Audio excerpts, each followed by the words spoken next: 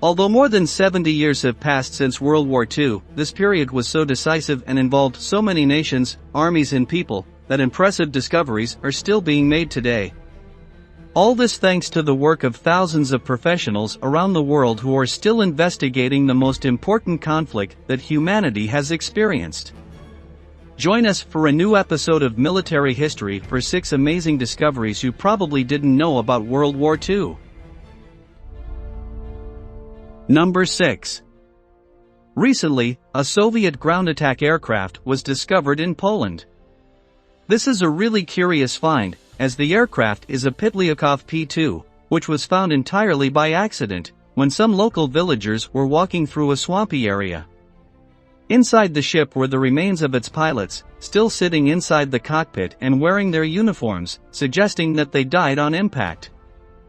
Of course, after the plane was found, the remains of the aviators were exhumed and returned to the Russian Federation, to be identified and returned to their relatives.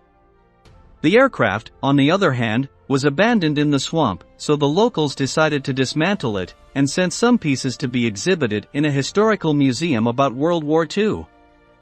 As for the reasons why the plane ended up in the Polish swamp, it is estimated that the Battleship was part of the defensive line during the Wehrmacht retreat, when the Soviet army managed to drive the Germans out of Poland in 1945. It is believed that the aircraft was one of the casualties during the brutal campaign that involved battles both on the ground and in the air. Number 5. A few years ago, a huge sculpture of an eagle holding a Nazi swastika, weighing 383 kilograms, was discovered in Uruguay. Curiously, shortly after it was found, the Uruguayan authorities sold the bronze sculpture, which was originally mounted on the stern of the German battleship Admiral Graf Spee. The story behind this is actually simple. The German battleship was found sunken in the waters off the South American coast, and the sculpture was the only thing the salvage team could safely extract. The piece was on display in Montevideo for several months, until the German government filed an international complaint. For reasons of public image, the German authorities are quite reluctant to show elements from the Nazi era outside of museums or spaces that place the symbolism within a historical context. As a result of these demands, the Uruguayan government set a deadline of 90 days to auction the sculpture, and the profits from that sale went to the benefit of the company that made the discovery.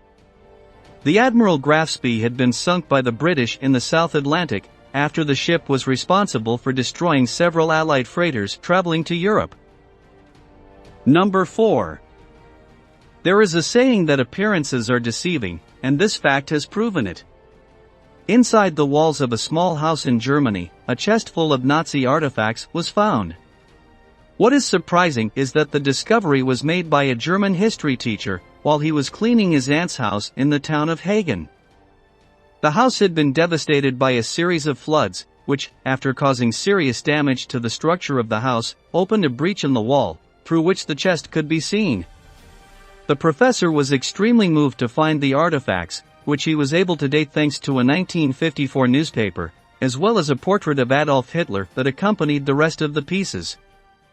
The stash was full of items belonging to a Nazi officer, such as a pistol, metal fists, a ceremonial dagger, documents, medals with National Socialist symbols, and personal letters. Inquiring about the house, the professor discovered that, before being acquired by his aunt, the place had functioned as an office for the Nazi People's Welfare Organization in the area, and that the chest had been hidden by the workers of the place after Germany's defeat. Number 3. In the Netherlands, they were shocked to find the body of a German soldier while an amateur treasure hunter was using a metal detector in a wooded area. At first, the boy found some pieces of ammunition scattered around the area, but later he found the plates that accompany a military man with his identification. However, the necklace was still attached to the soldier's body.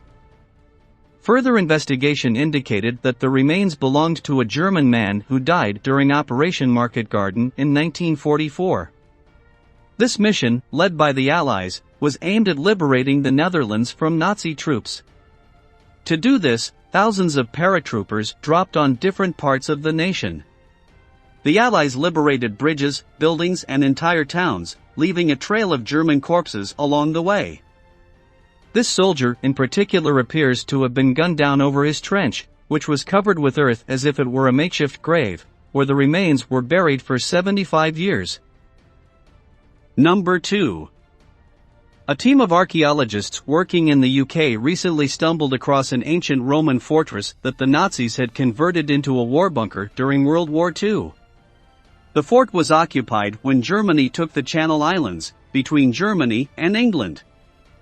Known locally as the Alderney Nunnery, this fortress was not only riddled with Nazi artifacts, but archaeologists found a wide variety of items dating back to medieval times. The building, as it was later discovered, was not only used by Hitler's troops, but had also been the scene of occupations during the Tudor and Napoleonic eras, dating back, in total, some 2,000 years of skirmishes.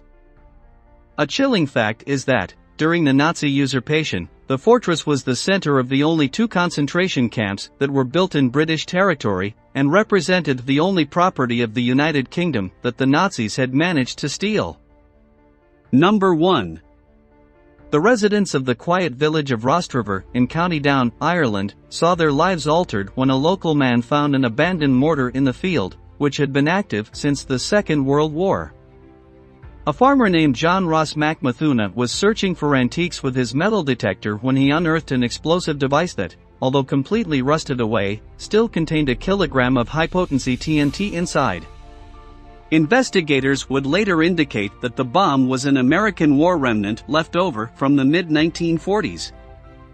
This was confirmed by the British authorities, who noted that one of the training camps for Allied troops had been established there, where they trained with explosives in preparation for D-Day. Fortunately, the farmer had military training and knew the protocol for these cases. He immediately alerted authorities, who dispatched an anti-explosive team and detonated the mortar in a controlled manner. At 10 o'clock in the morning, the residents of Rostrevor heard the explosion of a bomb. While the police calmed the frightened townspeople, the fear of knowing that explosives might still be active in their fields is something no one can take away from them for a while. Thank you very much for joining us until the end. Stay tuned for our next video.